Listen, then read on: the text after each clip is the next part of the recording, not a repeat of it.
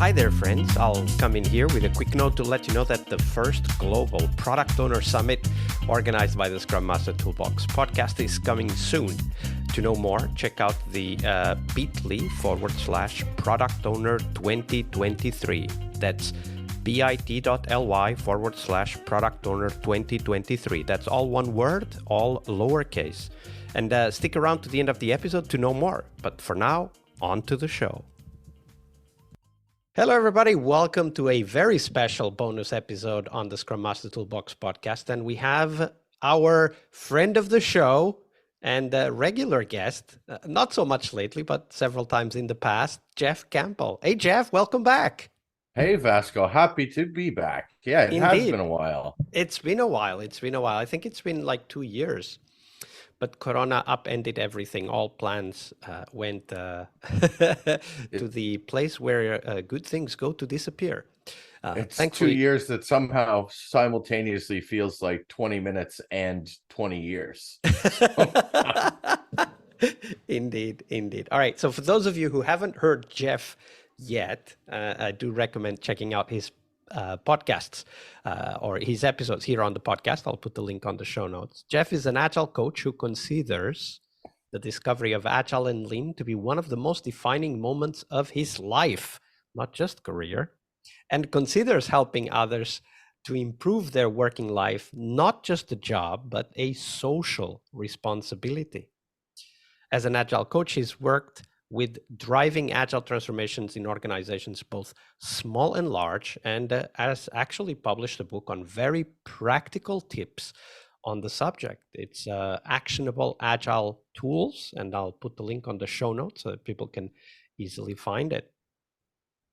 So Jeff, we're going to talk about something that happened to me on LinkedIn recently. I was talking to someone who was sharing how and this is probably not a surprise for you or for me or for many of our listeners, was talking about how the Scrum Master trainings don't prepare you to answer the tough questions you get in your job interviews for Scrum Master role.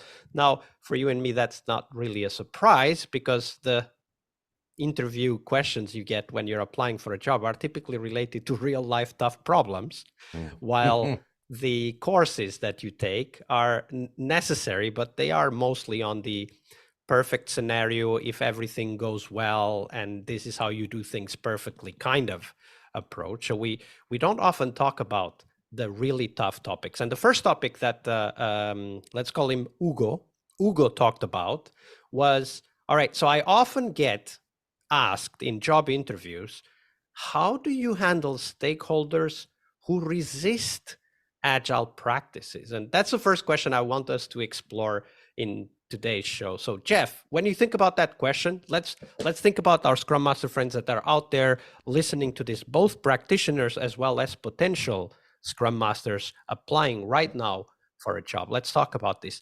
What advice do you have for our Scrum Master friends when it comes to working with stakeholders who resist Agile practices?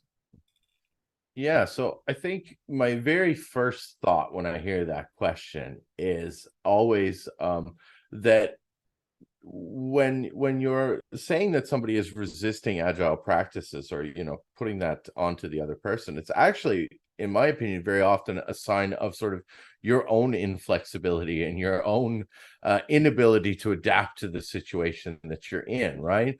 Basically, what you're doing when you're saying that is you're saying it's the other person's problem. What I want to do is the right thing, and what that person wants to do is the wrong thing, and therefore, they're the problem. And I think that's very much a sign of the fact that you haven't taken the time to understand what their needs are, what their concerns are, what sort of pressures are on them, what sort of things are happening around them. You're just assuming that they're being difficult. I'm not sure why, for the sake of being difficult, or at least resisting. Maybe not difficult, but resisting. Yeah, and I think, and yeah, exactly, and I think all of that is sort of based on the assumption that you know the right thing to do, and that other person doesn't know the right thing to do.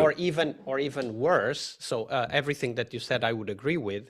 I think there's also the worst case where we think that Agile knows the right things to do. And if we would just follow Agile, whatever flavor of Agile you're following, then everything would be fine, right? Like, so it's a double third person thinking, right? Like they are resisting, and this other thing here, the Agile thing, knows what the right thing is to do.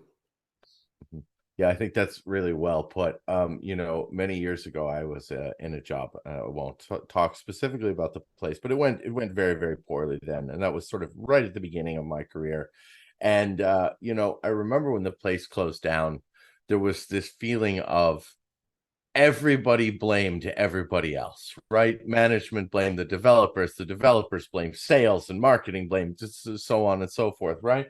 And one of my big realizations from that was, if I wasn't able to convince people of quote unquote the right way to do things, then that was my failing, right? That was the thing that I didn't bring to the table. So even if it were right, which I don't think it is, that Agile knows the right way to do things, it doesn't really matter if you can't get people on board and if you can't win them around your way of thinking. So practically, you want to talk about practically what that means. I think it's about a few things. It's about hearing and understanding their concerns, understanding what sort of situations they're facing and what's sort of causing them to block the changes that you're trying to make, and asking them to be part of the process, bringing them in to help find a solution that works for everyone. And then, I mean, going back to the Agile philosophy, we're looking for continuous improvement, right? We're not looking to snap our fingers and have everything work in a different way overnight. You have to make small changes incrementally, and that goes for getting people on side as well, right? You need to find an experiment or a change that's palatable to them, and then if that's successful, then you move on to the next one, or even if it's not successful, then you move on to the next one. But you can't ask people to start working incrementally by upending everything that they're doing and working in a completely different way, right? And actually, that's one of the aspects behind this question. Now, this specific case we're talking about is an interviewer asking a potential Scrum Master, what would you do in this situation? But the other aspect behind this is that when something is upended, when change is brought in, whatever that is, like, the CEO said, we're all going Agile, like, for example, right? As Scrum Masters, we have very little say in that. This is what the CEO said. I'm here to help. Okay, but that's where the conversation needs to start, right? Like, I know Agile, so I have this big toolbox of things I can go into and get the solution from. But what are we solutionizing, right? Like, what's the problem we want to solve? And that part we very often forget about it, because we're brought in. I mean, you're a consultant, I'm a consultant. We're very often brought in with a very clear marching orders, right? Like, get all teams to do Agile. We don't usually get in with the mandate of solving all problems you find and others also want to solve, but that's exactly what we should be doing. So I think that there's this aspect of us trying to, whether with or without mandate from upper management, trying to push other people to see something they are both not ready to see, and they don't understand why it's important, right? So I very often like to refer to the quote by Zig Ziglar, which is, you can get anything in life as long as you help others get what they want out of life.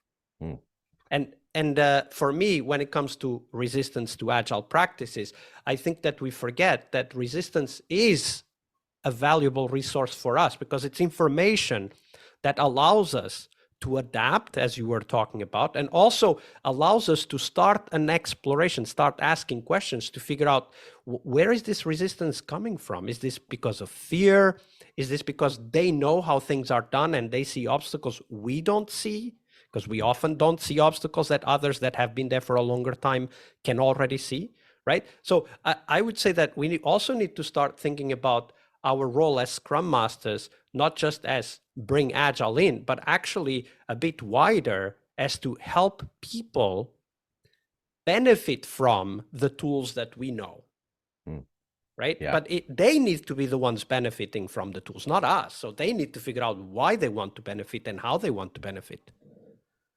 Yeah, and then a big part of that is realizing, that their concerns and those things that you talked about that they're aware of that we're probably not aware of, that those are real things as well, right? There's another quote you used, one I can't remember who said this, but things are the way they are because they ended up that way, is the quote, right? And it's the things that they're holding on to and the things that they don't want to change, those are systems that they've put in place to deal with problems that they've had in the past.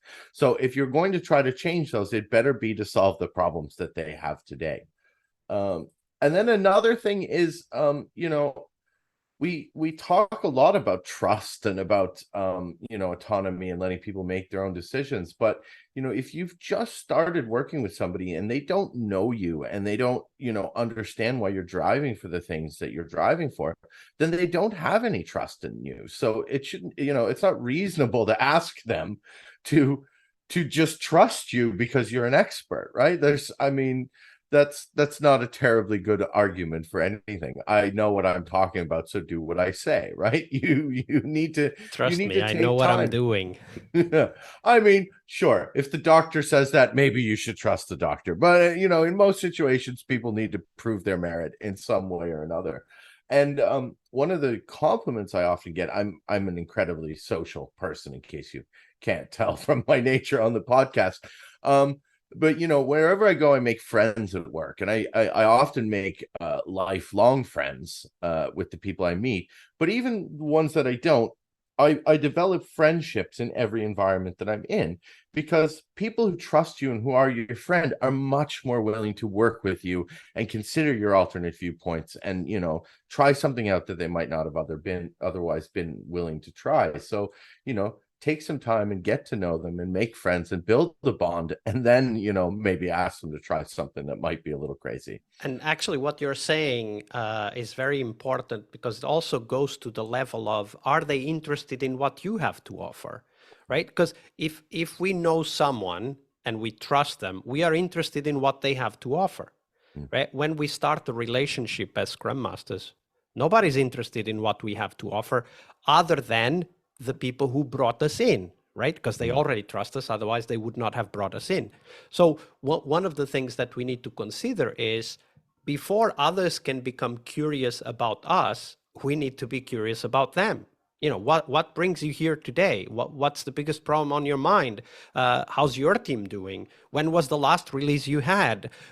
What were the things that went really well in the last release? Like, opening up for that type of curiosity, exploring what others have experienced, helps them also get ready to be curious about us, and therefore also trust us as Scrum Masters and change agents.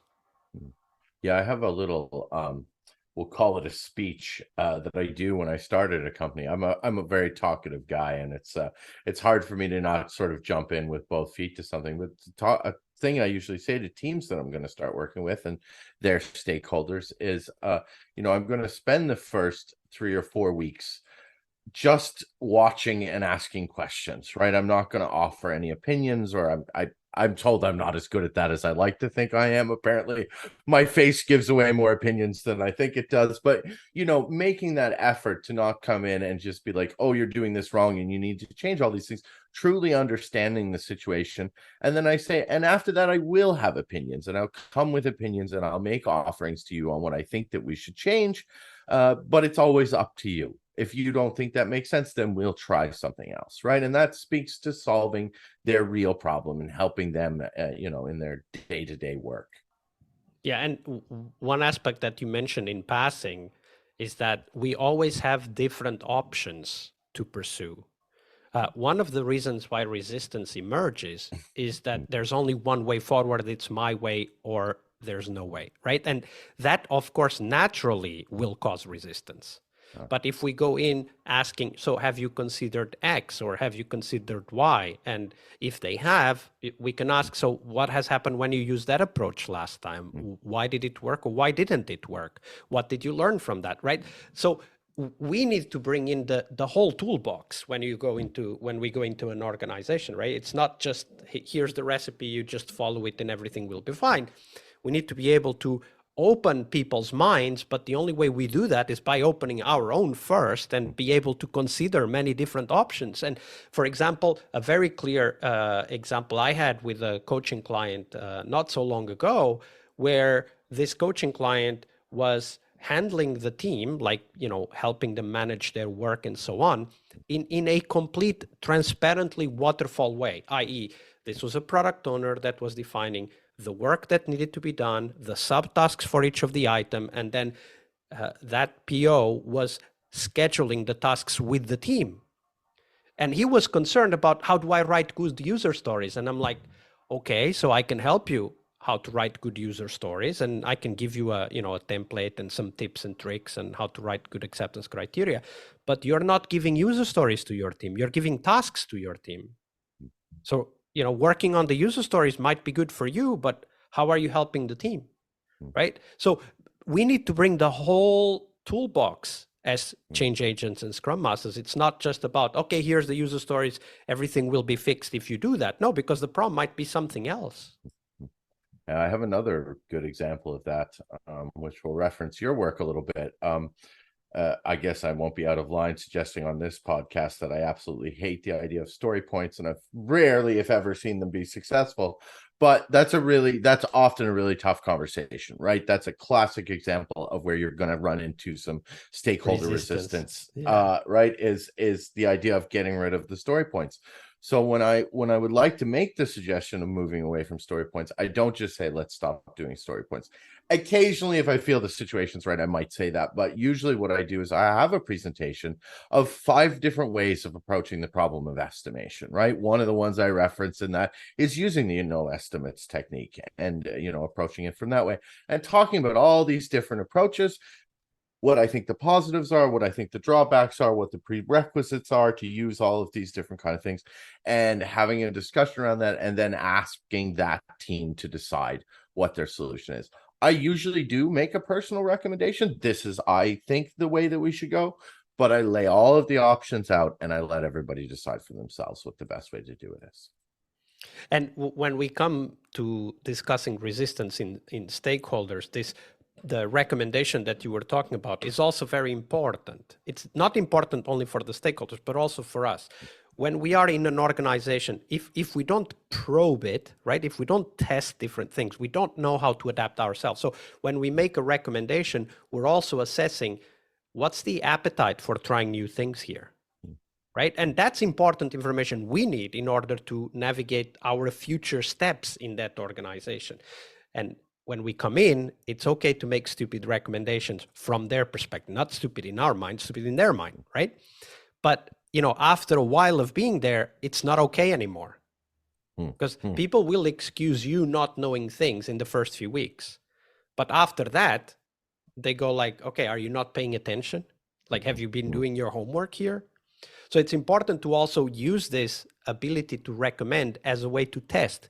What are these people looking for? And one thing we're testing for is, who are the early adopters in this team or this organization? Because those are the people you want to work with the most, because they will act almost like a multiplier effect for the work that you're supposed to be doing there, right? Like the reason why you were brought in. But if you're working alone, it will always feel like you're fighting the windmills, right? Yeah, I couldn't agree more on that one. The early adopters point is a really good one. This word allies makes it sound like it's a war, but like-minded people who are interested, right? And work together with them, exactly as you say. They work as multipliers. And eventually, if you have people who you really don't sort of jive with, or you have a lot of resistance with, then maybe don't focus all of your energy there. Focus your energy on convincing everyone else around them. And when, 10 people are in agreement on the way to do it, one person isn't anymore, then just general cultural peer pressure will make that change for you out over time as well. And then another really important one is, it just simply sometimes takes a while. Sometimes you need to say something 50 times in different conversations. You need to repeat something until magically one day somebody says it back to you like it was their idea all along, which is exactly the thing you're hoping for, right? That's the Agile Coach gold, is that they've started repeating it back to you and you get to act like, oh, that's a really great idea you've come with there. That just takes time, and over time you'll get there. So there's another topic I wanted to explore. We're still talking about resistance from stakeholders when it comes to adopting agile practices, and in my experience, there's a big difference between active and passive resistance. There's also different ways in which we need to relate to those types of resistance, right? So let's start with the question of how to make a difference between those two. So Jeff, in your mind, like what are the key aspects you look for when you're trying to differentiate active from passive resistance? So I'm actually not sure I've ever heard this differentiation before. Can you tell me a little bit what you mean by it? I mean, I think I have an idea in my head, but let me hear what you mean. Yeah, it's good that you asked. So active resistance is when people actively say they don't want to use a certain practice, tool, or approach that is being suggested by you or somebody else who wants to further agile practice. Could be somebody in the team, could be yourself, could be the boss, could be anyone, right?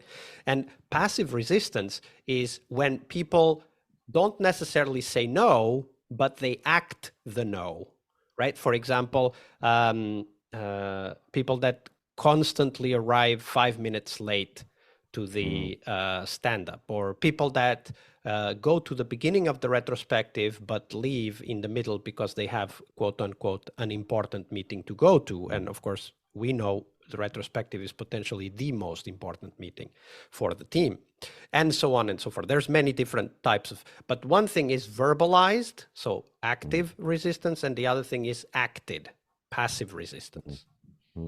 Interesting. Yeah.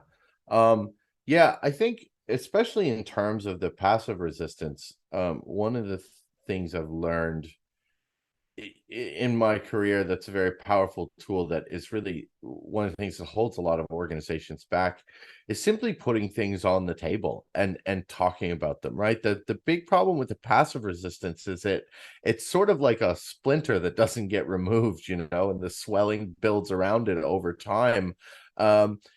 People, if they pretend like it's not happening, then it festers and it gets worse and it gets worse and it gets worse.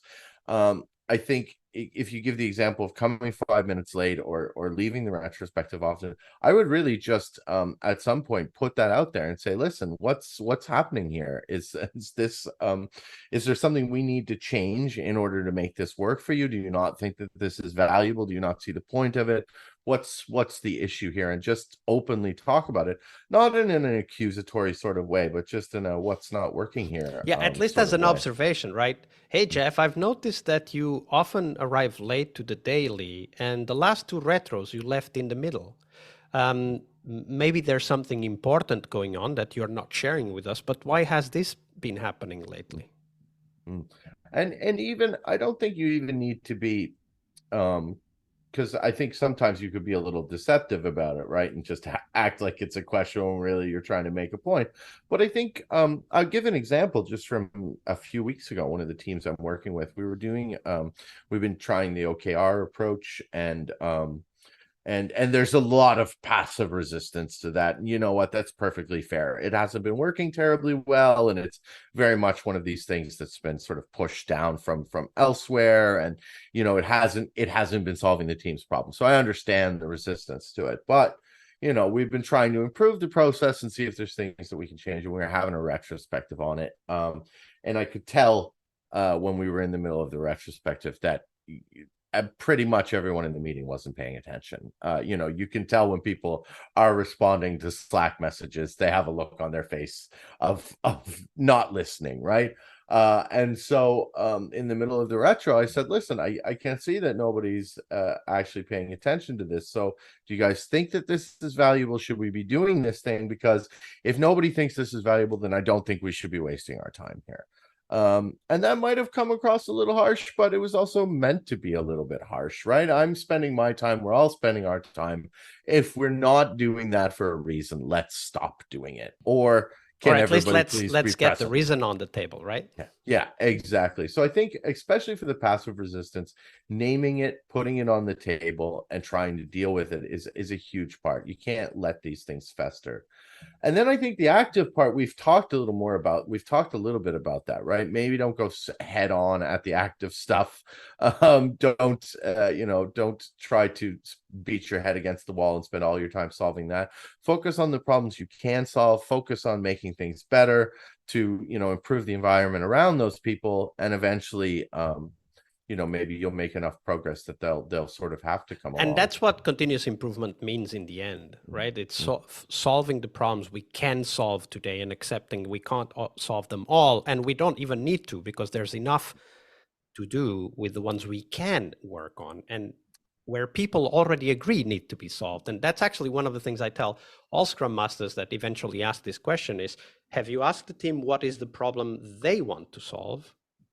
Because if you don't ask the team what problem they want to solve, then whatever you bring is going to be potentially an obstacle to them solving the problem they want to solve, right? It's taking their time, it's taking their focus, and it's not really giving them what they are looking for.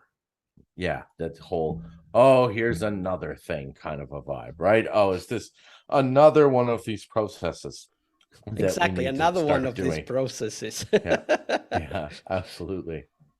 So this question came from a friend on LinkedIn who was asking about, okay, so I get this question every time I apply for a job, what would you answer? And one of the things I want to share with all of you guys listening is that a very good way to answer this type of questions is to tell real stories. This is what happened. This is what I did, or this is what happened. This is what this one person did. This is what this other person did. This is what other person did. Because there are many ways to solve any problem and to tackle any challenge that we might face as Scrum Masters. And this podcast is filled with these stories. Like if you go, for example, to the change episodes, the Wednesday episodes, you will find loads of stories about resistance and how that particular Scrum Master handled it. So when you get those questions, don't try to focus on the theoretical, how do you handle resistance from stakeholders? Actually tell real stories and show what people have done in order to either work with that resistance or combat that resistance or find different paths for that resistance.